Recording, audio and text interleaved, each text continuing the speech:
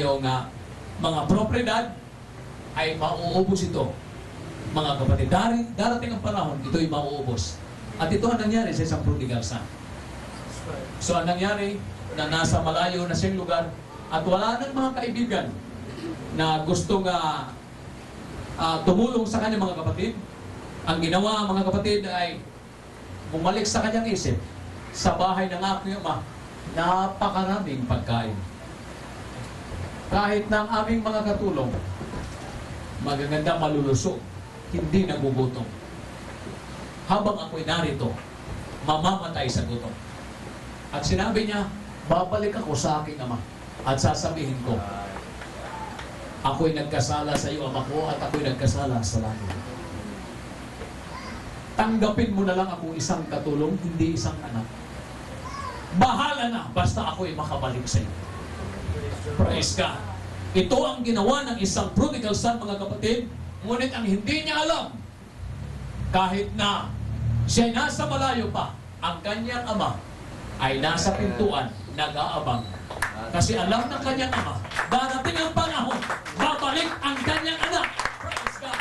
Hallelujah. Makita ng ama, kahit malayo pa, ang ama ay siyang sumalubong, niyakap, gumawa ng isang pipista sa kanila.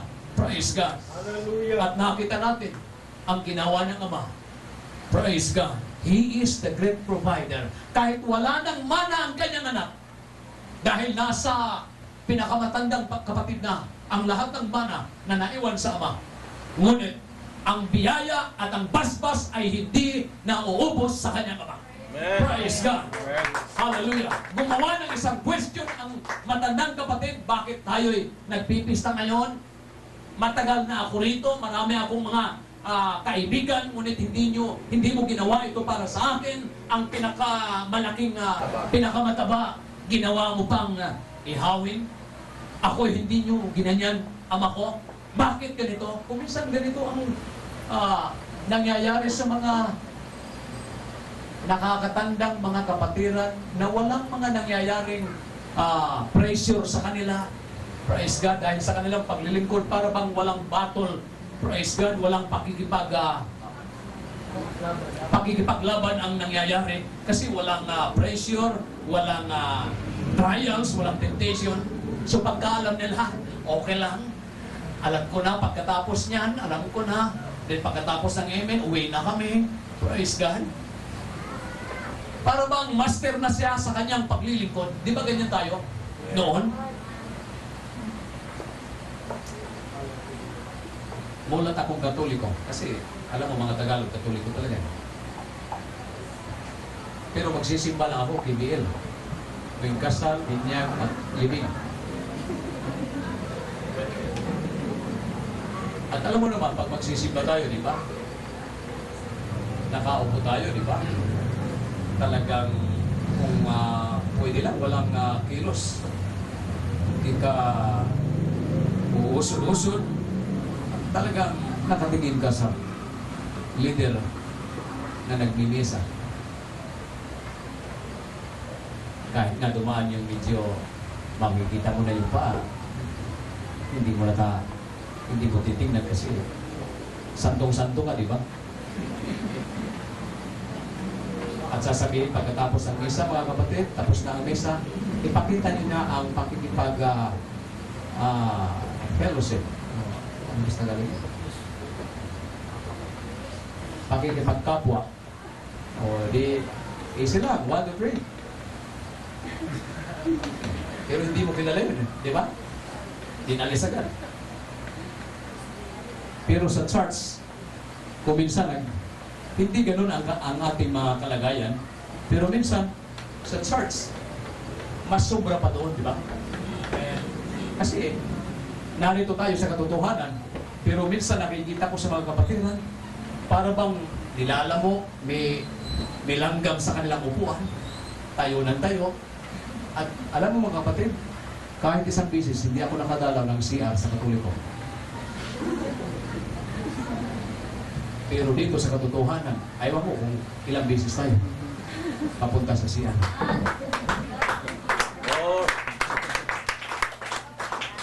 At saka, sa upuan nga eh.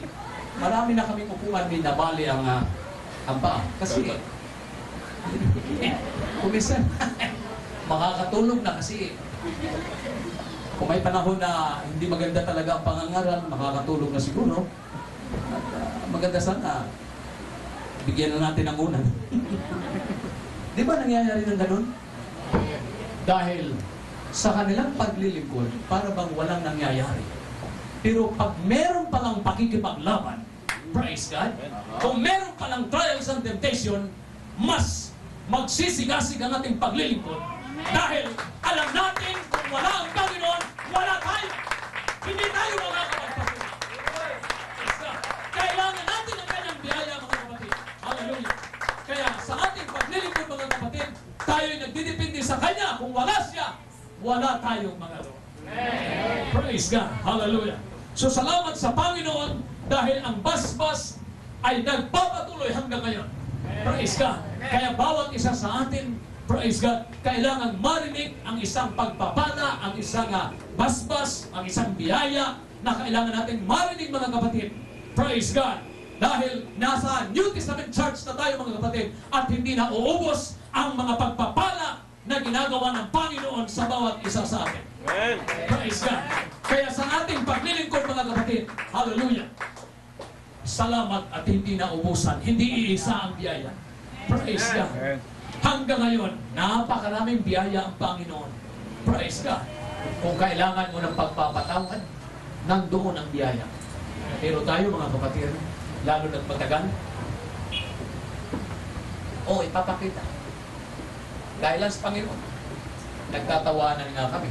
Hindi ko na lang sasabihin kung sino yun. Pero isa attorney, alam mo na yun. Sinabi ko. Ayoko niyan. Kahit nasa pagkakamayan, ayoko. Kasi nang pumunta siya ng Mindanao, maraming ginawa, ganito, yung lipisi, ganito. Pero nang pumunta sa amin, sa aming harap, tinitingnan namin yung isang kapatid na nagsabi ng ganyan. Hindi niya talaga mapigilan. Kamayan niya. Nakamayan niya talaga. Kahit na sinabi niya, ayoko niya dahil siya ay talagang kontrang-kontra sa atin. Praise God. So meron mga panahon na ganyan, mga kapatid, na hindi natin mapigilan, mga kapatiran natin. Kuminsan nga, hawakan mo ang kamay, parang walang buhay. Praise God. Kasi may ibang pakiramdam. Praise God. Kuminsan nga, inaabot nga ang kamay, pero hindi mo mapipil ang talagang pagkakamayan na mayroong espiritu. Praise God. Ngunit, dito sa New Testament Church, kahit na tayo'y magkasala, kahit na tayo'y matisod, mga kapatid, ang forgiveness, ang pagpapatawad, ay hindi na ubos, hindi isa. Kasi ibig sinabi niyo, Peter, Lord, hanggang ilan ba ako magpapatawad sa aking kapatid? Ang alam ni Pedro pang-pito lang di ba? Pero sinabi ng Panginoon, 70 times 7. Praise God. 490, di ba? Kung bawat araw magkasala ang kapatid mo, 365 lang. Ay, sobra pa rin ang pagpapatawad. Praise God. So sa ating paglilingkod, hindi natin tinitingnan kung ito ay nagkasala, kung anong ginawa niya. Ang mahalaga, ang biyaya, ang basbas, ang nasa ating pananalita, mga kapatid. At patuloy nating ibubulala sa kanila para magkaroon sila ng buhay, praise God, at para magkaroon sila ng masigasig na paglilingkod sa ating Panginoon. Praise God.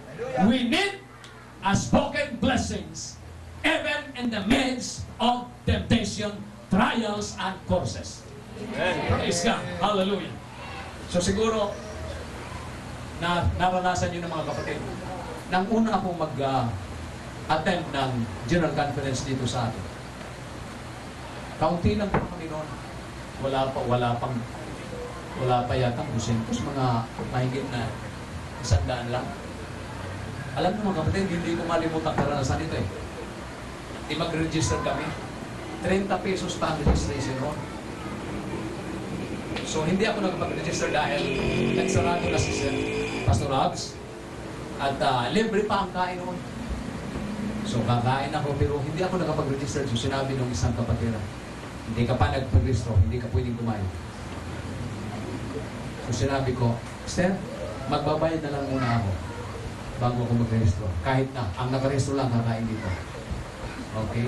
So sinabi naman ng ibang mga nasa taas, kumain ka na muna, pamaya na ang registration mo. Sabihin mo lang. So, dumulong na ako at kumuha ako. Ayun namang chip cook na yun. Isang babaeng kapatid. Bakit sinabi? Di ba sinabi ko huwag kang kumain kasi hindi ka pa nagparisok? God damn it! Sa salitang yun mga kapatid, talagang natisod na ako. Praise God. Hindi ko malaman. Naging negative ang pagtitipong yun. Sabi ko sa Panginoon, 2 araw na Panginoon, wala talaga. Hindi ko talaga